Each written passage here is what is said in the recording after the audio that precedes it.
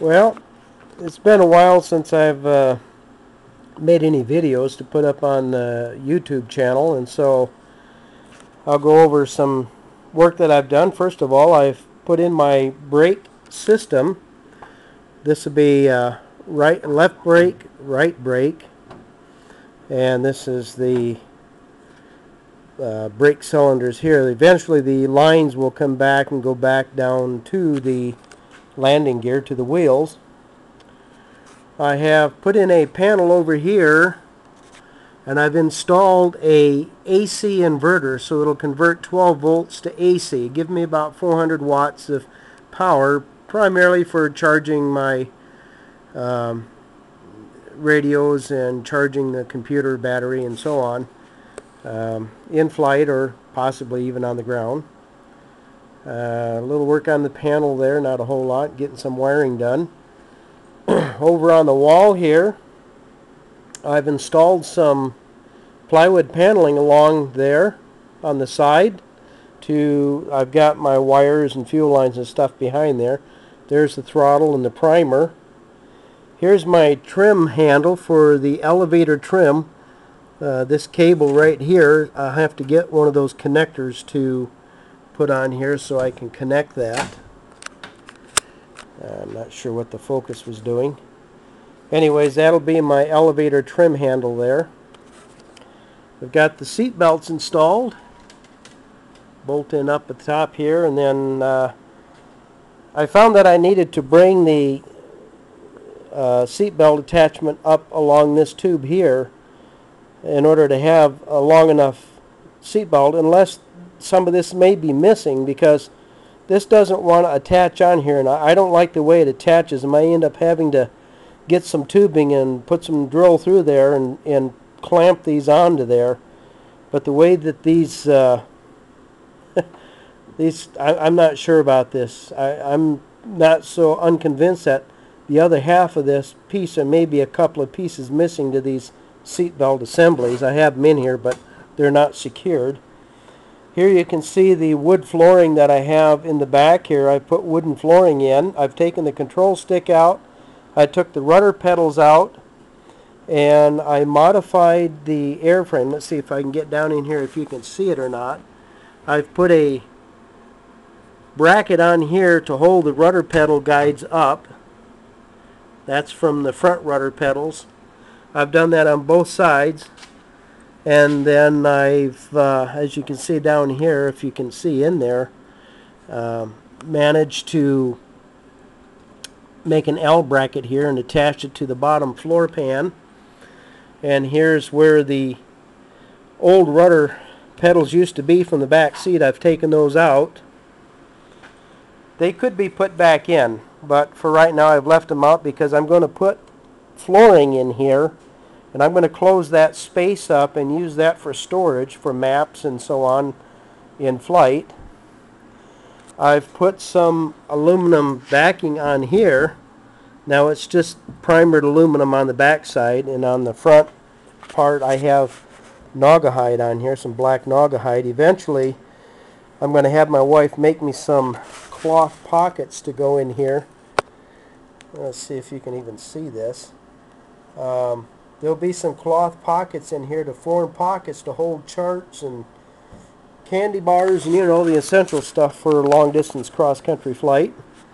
I have the 13-gallon fuel tank installed in here now in the rear seat, and of course I'm using standard AN fittings. This can come out of here, and you'll look down in here, you'll see the fuel filter right here, 70 micron filter, and then the fuel pump, and then from there it goes up and it pumps into the main tank. Here's the filler spout here. It does have a gauge on here, but I'm not worried as much about the amount of fuel in here since it's pumping into the main tank. I have ordered a fuel sender unit and a fuel gauge. The sender will be installed in this tank and will go up to the panel for the fuel gauge. But here I've made an access panel to be able to get back into here. There's my main fuel tank. As you can see, I've got it setting sideways so I can fill from this direction. Now I do have a funnel system that I'm making that will bring this out so I can fill from out here, make it a little bit easier because I'll be underneath the wing here filling fuel. Here's my faucet pump down here, the electric fuel pump. Now that pumps from here up to the engine. The wiring is coming along. Here's a fuel filter coming from the faucet pump up to the carburetors. The voltage rectifier from the engine converts the AC to DC and then charges up the battery system.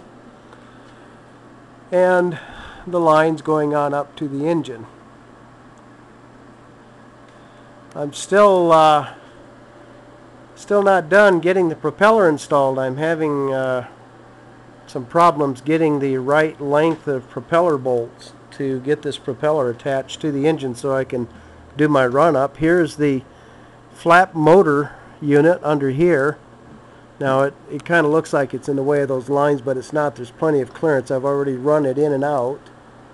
So this is the arm that will come out, push the flaps up, and when it goes forward it'll bring the flaps down. And here I have the cable. I've run a cable. Let me close this back up. Ran a cable for my elevator trim, and it will be secured down the length of the fuselage coming back this way. Right now it's just kind of looped through here, and that will eventually operate a trim tab that I'm going to put off the end of the elevator over here. It's quite a bit long right now, so I'll have to cut it back to length once I get the trim tab mounted on there and be able to set trim, elevator trim, from up inside the cockpit. As I said, I've put wood flooring in here, so I'll be able to put my backpack here. There will be a shelf over the top of this tank, so I can set some stuff up there, some storage up there that'll allow me to bring some tools, oil and extra spark plugs and so on the trip. I started to compute my center of gravity. I'm not sure how well this will zoom in, but as you can see, I've set the center of gravity range since this is my datum point. The leading edge of the wing is going to be my datum line. That's fixed. It will never change regardless. People put their nose cones on and you're not sure if you got the right length or not, so I chose the leading edge of the wing to be my datum. And that puts my center of gravity figures. CG is at 15 inches. My aft, extreme aft, is 20 inches, and extreme forward is 10. Now, that was computed from the original center of gravity figures, which I then translated and was able to determine. I'm doing an Excel sheet now to do weight and balance. As you can see, my aircraft stays on its nose. It does not set on its tail. That's because we moved the landing gear back by 11 inches, which now allows us, it's fairly light at this time. I mean, I could tip this fairly easy. But once I get all the wings on, get windshield on and all that, everything will be fine. Let's see if we can get down in here, get a little bit closer shot of the inverter. As you can see, I've got two outlets, so all I'll have to do is throw the switch and then I'll have 120 volts available for charging or whatever. The battery is up inside there. I have it in the nose cone right now. Still haven't put the bungee cord on for my elevator trim. That's got to get done. Maybe a little better shot here of the brackets that I made. I don't know, it's kind of dark in here. The lighting is not all that great, and the focus is kind of screwed up. But here's that plate that I made, and then the rudder bars just go through that hole there and they travel back and forth. It seems to work out pretty good. Got the seat belts mounted in. Now on my nose cone, I put nut plates in there, so now I can take the nose cone off by simply taking out these screws on the side and the bottom, and then eventually there'll be some across the top to hold the windshield in. And if I ever want to do maintenance or an inspection, I just pull the nose cone off. I wanted to put the screws in there, the nut plates, and use screws as opposed to rivets. And I didn't want to cut a panel in my nose cone to make a maintenance hatch. Again, there's my brake handles, brake cylinders, right and left, so I'll have differential braking. It's coming along. Got the old pellet stove going to keep it warm in here. Had a lot of snow, it's been cold. You know, up here in the northern climates. Thank you.